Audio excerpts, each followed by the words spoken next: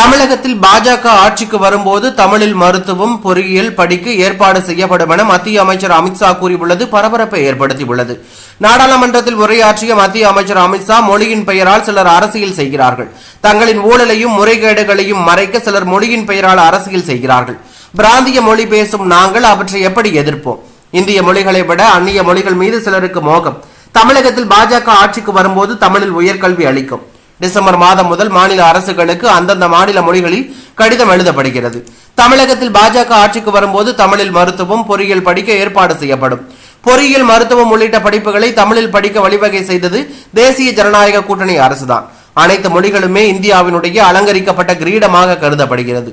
மொழியின் பெயரால் திமுக நாட்டை துண்டாக்க நினைக்கிறது. மொழியின் பெயரால் திமுக நாடு முழுவதும் விஷத்தை பரப்புகிறது என அவர் கூறியுள்ளது பரபரப்பையும் அதிர்ச்சியும் ஏற்படுத்தியுள்ளது.